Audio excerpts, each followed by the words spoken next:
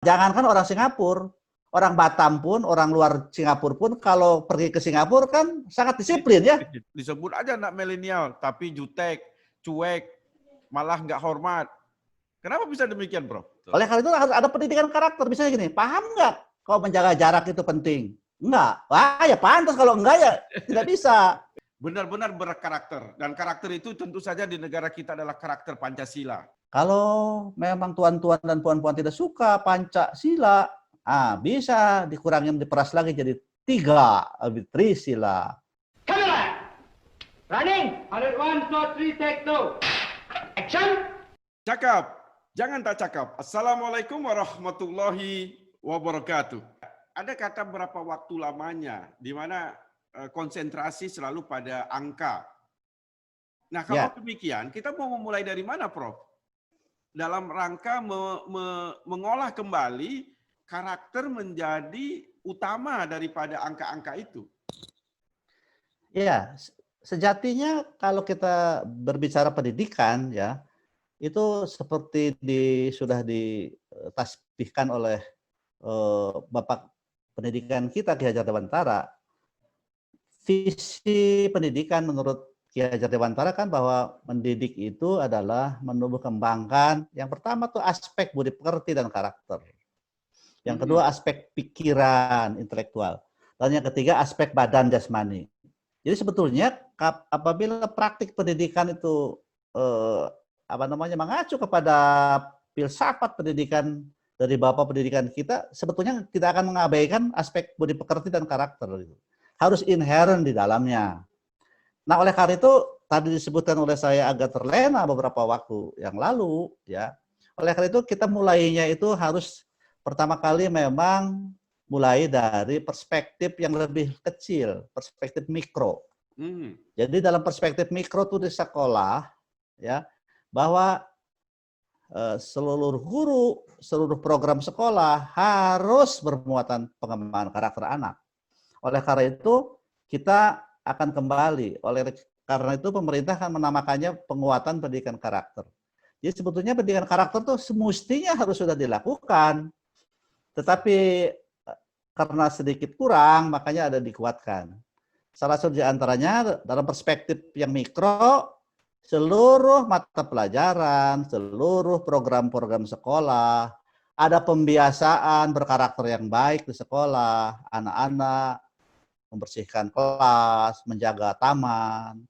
Kalau muslim, kemudian membiasakan sholat berjamaah di sekolah, sholat duha, sholat zuhur. Itu sebetulnya, jadi harus dimulai dari dunia pendidikan. Di sampingnya di keluarga dan masyarakat juga harus mensupport program-program di sekolah. Gitu. Prof, bicara karakter secara ringkas, orang bilang adalah bicara tentang kedisiplinan. Dan pada saat menjalankan kedisiplinan, maka tentu di situ ada punishment, ada hukuman. Dan pada saat menjalankan hukuman, tentu guru tidak semudah pada zaman-zaman dahulu dibandingkan sekarang ini.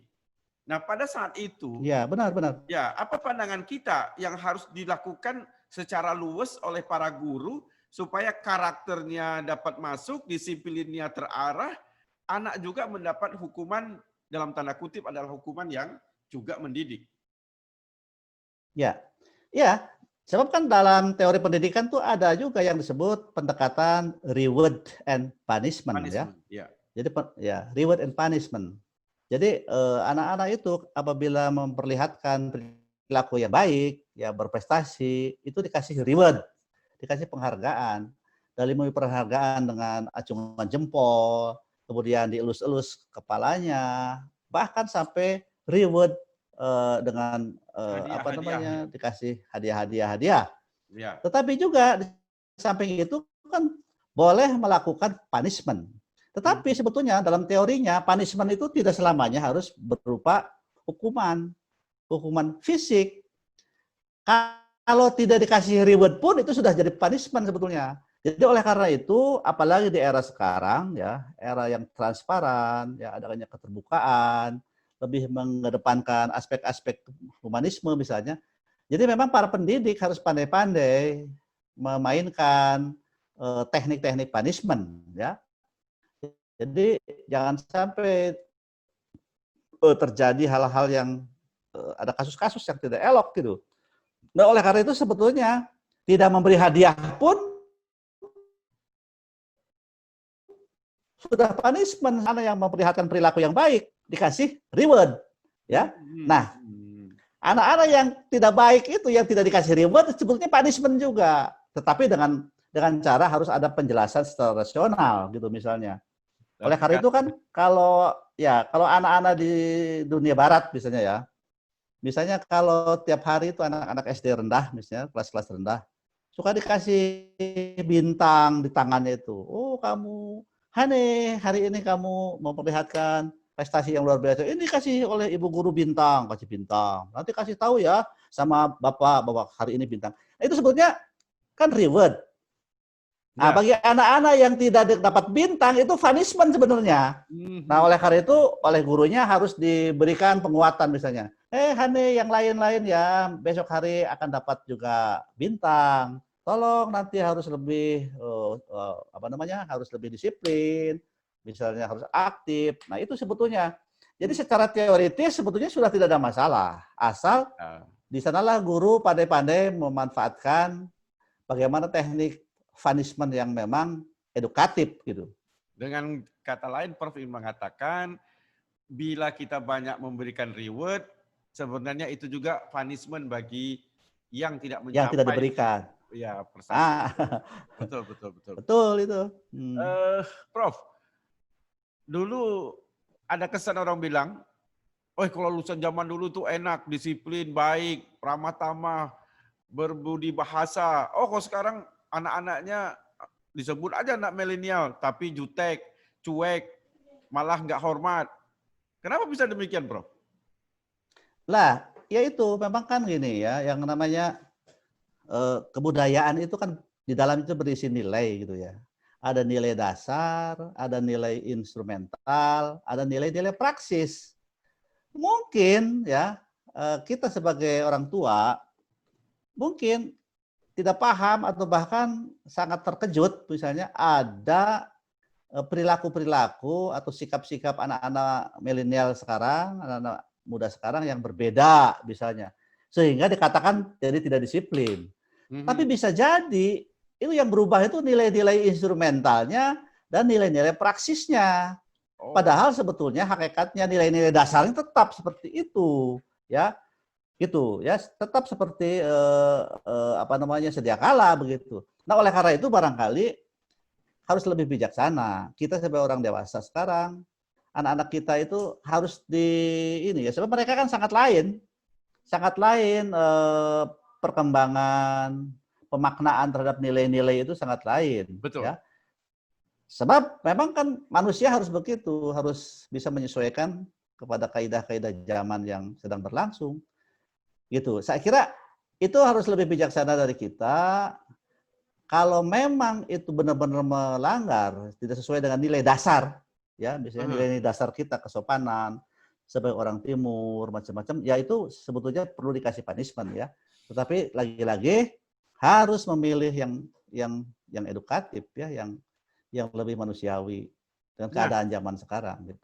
Keadaan zaman sekarang. Salah contoh misalkan orang memperbandingkan Singapura itu pada saat COVID mereka dengan cepat untuk bisa disiplin, pakai masker patuh, pakai hand sanitizer patuh, jaga jarak patuh. Kemudian akhirnya Malaysia, Singapura sekarang termasuk yang terdepan, juga Vietnam menyelesaikan urusan-urusan pandemi itu karena mereka disiplin. Indonesia katanya lambat. Apakah itu juga hasil pendidikan? Ya, begini Bang Hardi ya. Memang kita kalau analisis ya, sekarang yang sangat berhasil misalnya menekan laju COVID-19, yang boleh dikatakan bisa menekan ya lajunya itu adalah negara-negara yang memang lebih homogen. Identitas nasional itu lebih homogen. China misalnya. China kan lebih homogen. etnisnya Jepang, Korea, mungkin Singapura juga mungkin, atau Vietnam yang jelas. Mungkin itu. Jadi pertama kali memang ada negara-negara yang punya identitas yang lebih homogen, itu komando dari atas itu, dari pusat itu lebih gampang sampai ke mereka gitu ya. Jadi itu barangkali diwakili oleh Cina, Vietnam, Jepang, Korea Selatan misalnya ya, sebab lebih homogen, atau negara-negara Arab yang lain-lain yang lebih homogen. Nah, tetapi kalau Singapura memang unik ya. Singapura itu bukan karena homogennya mereka bisa berhasil lebih cepat menekan lajunya COVID-19, tetapi itu urusan disiplinnya luar biasa. Itu Singapura itu memang modalnya itu bagaimana warga negara itu sudah sangat tinggi kedisiplinannya. Bang Hardy kan paham bahwa jangankan orang Singapura, orang Batam pun, orang luar Singapura pun kalau pergi ke Singapura kan sangat disiplin ya. Jadi disiplin. Nah, gitu ya, disiplin. Jadi modalnya Singapura tuh ternyata nih ya, ternyatanya pertama nih ya. Pertama di Singapura itu pemerintahnya mengeluarkan satu peraturan, diundangkan secara hukum positif. Yang kedua, di keluarga dan di sekolah itu dilakukan sosialisasi dan internalisasi sehingga semua orang di Singapura tuh sangat patuh kepada aturan itu. Di samping ada punishment-nya berupa denda begitu.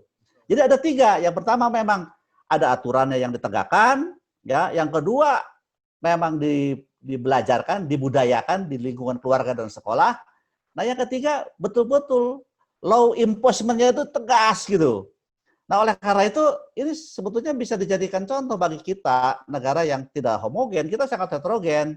Jadi modal bangsa Indonesia untuk mendisiplinkan warganya itu memang tidak ada pilihan lain kecuali lewat pendidikan.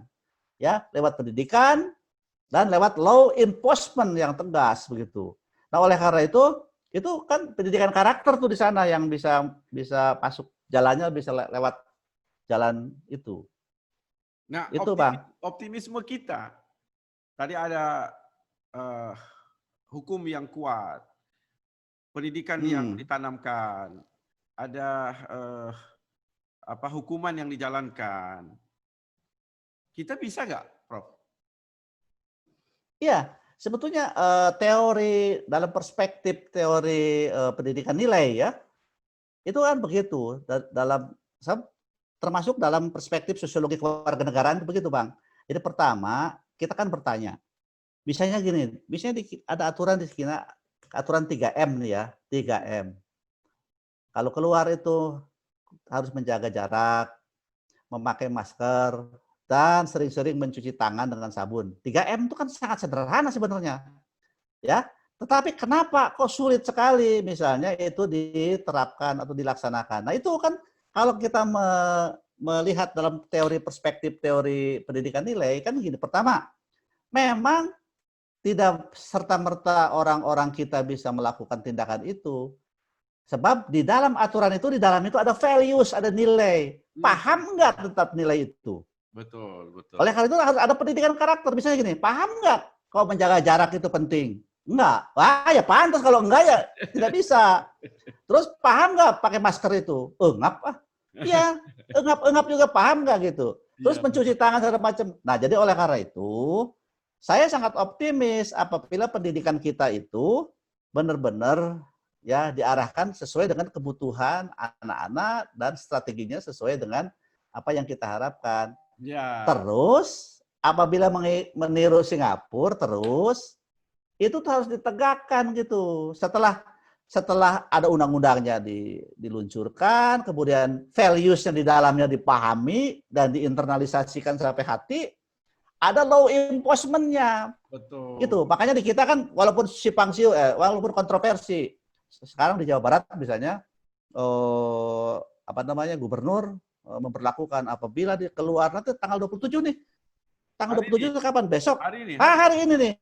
Hari ini kalau berkeliaran di luar di Jawa Barat ketahuan tanpa pakai masker.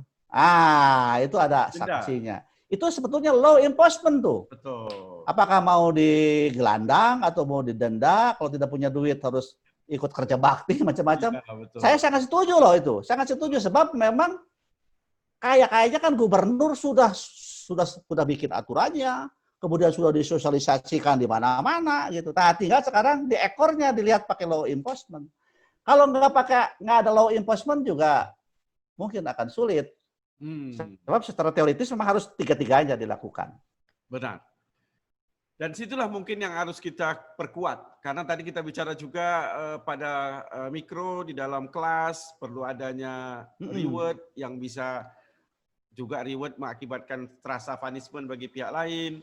Terakhir kita bicara COVID, di situ juga kita bicara bagaimana menegakkan hukum. Karena kunci juga dari karakter itu, saya kira di ujungnya adalah bagaimana berjalan searah yang diinginkan, dan pada saat batas-batas tertentu dia akan menjalani hukuman bila mana tidak patuh terhadap apa yang diharapkan. Prof, terakhir. Ya, persis. Prof memandang generasi hari ini, dan untuk mencapai katakanlah generasi emas 2045, 100 tahun Indonesia merdeka, dibutuhkan satu warga negara atau citizen yang benar-benar berkarakter. Dan karakter itu tentu saja di negara kita adalah karakter Pancasila. Tapi hari ini juga Pancasila menjadi perdebatan. Maksudnya perdebatannya adalah bagaimana sebaiknya karakter Pancasila itu dijalankan. Apakah melalui hanya sebuah undang-undang yang sekarang lagi diributkan, atau bagaimana sebaiknya? Prof, yang Prof sekarang kan adalah juga di bidang keilmuan pendidikan kewarganegaraan. Ya betul Bang. Sekarang gini kan, kalau kita berbicara dalam konteks makro itu ya, kalau kita berbicara dalam konteks mikro tadi sudah, bagaimana implementasinya. Nah sekarang kalau bicara Pancasila, itu kita tidak harus bicaranya dalam konteks makro. Dalam konteks makro pendidikan karakter, Pancasila itu memang menjadi sumber, ya, sumber nilai yang harus diimplementasikan gitu. Ya. Nah, sekarang kan memang dalam Pancasila itu di dalamnya itu mengandung nilai-nilai dasar yang 5 itu, ya. Nah, terus nilai-nilai dasar itu sebetulnya kan perlu dipahami lebih rinci, makanya ada yang namanya nilai-nilai instrumental dan nilai praksis. Nilai praksis itu kan nilai-nilai yang yang lebih konkret gitu. Misalnya pada saat kita ingin melaksanakan sila pertama, ketuhanan yang Maha Esa. Nah, pastikan nilai dasarnya itu orang-orang Indonesia itu mestinya kan seperti itu ya, bahwa bertuhan, meyakini adanya sesuatu yang gaib, macam-macam. Tetapi dalam pengejawantahannya perlu ada nilai-nilai yang instrumentalnya dan praksis. Nah, oleh karena itu, barangkali setelah rejim yang lama memperlakukan P4 dan P4 oleh MPR dicabut, misalnya TAP MPR, barangkali pemerintah atau rejim sekarang itu punya pikiran yang sama, barangkali bahwa oh kalau begitu memang kita perlu ya untuk implementasi nilai-nilai Pancasila itu agar masyarakat dan warga negara semuanya bisa melaksanakannya, perlu ada semacam rambu-rambu. Sebetulnya RUU HIP itu sebetulnya bukan tentang Pancasilanya, tetapi tentang bagaimana sebetulnya Pancasila itu diimplementasikan kembali dalam keseharian, gitu. Sebenarnya begitu. Tetapi kenapa jadi ribut? Nah, itu ada unsur-unsur lain lah. Misalnya ya, kenapa TAP MPR tentang PKI dan paham-paham sejenisnya itu kok tidak dirujuk, gitu misalnya. Kemudian kok kenapa Pancasila itu jadi diperas-peras lagi, namanya juga Pancasila. Dulu memang Bung Karno, Bang, pernah menyampaikan. Tapi kan itu hanya menyampaikan pilihan dalam pidato. Misalnya gini, kalau memang tuan-tuan dan puan-puan tidak suka Pancasila, bisa dikurangi, diperas lagi jadi 3, Trisila. Itu pun apabila tidak suka, masih belum suka, bisa diperas lagi jadi tinggal 1, Ekasila. Itu kan dalam pidato menawarkan. Dan pada saat selanjutnya kan bukan begitu. Termasuk Pancasila 1 Juni sebenarnya. Kalau kita fair, ya, Pancasila itu kan sebelum disahkan oleh BPUPKI, dalam PPKI, ya, sidang PPKI, 18 Agustus 45, memang kan banyak masukan. Di antaranya yang paling fenomenal memang 1 Juni. Sebab usulan-usulan pada yang lain, misalnya 29 Mei dari Mr. Siapa? Muhammad Yamin, ya, kemudian dari Profesor Mr. Supomo, itu walaupun ada sila-silanya tapi tidak disebut Pancasila. Benar, benar. Nah, Bung Karno itu memang yang usulan 1 Juni itu menyebutkan Pancasila. Barangkali itu, ya menamakannya barangkali itu. Nah, jadi di luar itu semua, sebetulnya kalau rencana adanya semacam undang-undang itu bukan mengatur ideologi negaranya sebenarnya. Mungkin mengatur yang model-model dulu seperti P4. Mengatur Tetapi sayang, implementasinya. Implementasinya itu sebenarnya. Sebagaimana Tapi waktu saya menjadi anggota dewan, itu kan ada 4 pilar. Ke 4 pilar. Ya. Bagaimana tentang Undang-Undang 45, tentang Pancasila, tentang MPR, Bhinneka Tunggal Ika, NKRI yang kita sampaikan ke masyarakat. Saya kira mungkin itu. Itu sebetulnya. Iya, betul. Itu. Ya, tapi harapan Prof ke depan dengan ada dari mikro makro terhadap semua warga negara Republik ini bagaimana? Nah itu Bang, jadi saya itu punya keyakinan bahwa memang cara masuknya itu tiada lain dari pendidikan Bang. Harus dari pendidikan kita, politik pendidikan kita itu harus benar-benar berkiblat kepada pencapaian keunggulan kita. Misalnya Bang gini, misalnya ya, kalau kita tanya misalnya bagaimana nih prestasi atau ya kualitas pendidikan kita. Kita memang tidak harus pakai parameter dunia. Iya. Dalam PISA terakhir ya, program PISA itu Program for International Student Assessment tahun 2018 masih belum memuaskan ya. Ya, belum memuaskan kita itu. Diujinya itu 3 kan, literasi dalam membaca, literasi dalam matematika, dan literasi dalam sains. Coba akan saya kutip ya. Itu skor kita itu dalam membaca 371, dalam matematika 379, dalam sains 392. Di bawah rata dunia ya, dari 79 negara. Di dunia itu ratanya itu membaca 487. Matematik dan sains 489. Jauh banget gitu. Nah, oleh karena itu ya sekarang gini, di dalam PISA itu yang diukurnya itu gitu. Misalnya literasi membaca itu bisa memaknai apa topik utama, bisa menghubungkan faktor-faktor yang ada di sana, kemudian bisa buat simpulan. Bayangkan tuh anak kita peserta PISA itu masih di bawah rata dunia yang jauh. Bahkan menurut hasil riset dari Semeru Research Institute, katanya nih, kan ngerikan nih katanya, kalau tidak ada perubahan dalam sistem pendidikan kita, katanya kemampuan rata-rata ingin mengejar di negara-negara OECD itu perlu waktu sampai 2090. Bayangkan coba. Tahun 2090. Bayangkan. Kalau tidak ada perubahan dalam sistem pendidikan nasional kita, kemampuan literasi membaca, literasi matematik, literasi sains, padahal itu kan itu kemampuan dalam literasi itu sangat standar, sangat dasar. Bagaimana Abang coba bisa anak-anak warga negara kita akan memahami 3M? Bayangkan coba. Kan kalau tidak punya literasi nggak bisa baca itu. Bukan baca seperti apa namanya ini Budi, ini Bapak Budi. Bukan, membaca itu membaca makna, ya, menganalisis. Nah, oleh karena itu, oleh karena 3M itu, Prof. Takutnya 3M Prof itu kata dia mau mati aja. Maksudnya dia cuek aja gitu. Itu artinya literate kita kan masih rendah. Oleh karena itu, menurut saya semuanya tuh harus bermula dari pendidikan kita. Benar. Ya, harus melakukan reformasi yang agak radikal dalam kurikulum gitu. Mudah-mudahan ini Mas Menteri sekarang tampaknya kan lebih apa namanya heavy-nya lebih ke kualitatif ya. Bagaimana mengembangkan karakter gitu ya, macam-macam. Saya kira itu pintu masuknya harus lewat pendidikan. Ya. Tidak boleh tidak. Terima kasih Prof. Bicara pendidikan tidak pernah berakhir dan bicara pendidikan tentu tidak akan kita akhiri tapi pembicaraan dengan Prof karena keterbatasan kita, mohon maaf terpaksa saya akhiri. Oleh karena itu, Prof, Ya. teruslah kita bercakap dan teruslah kita bercakap. Tapi kalau cakap, Ya. jangan tak cakap. Wassalamualaikum warahmatullahi wabarakatuh. Waalaikumsalam. Terima kasih ya.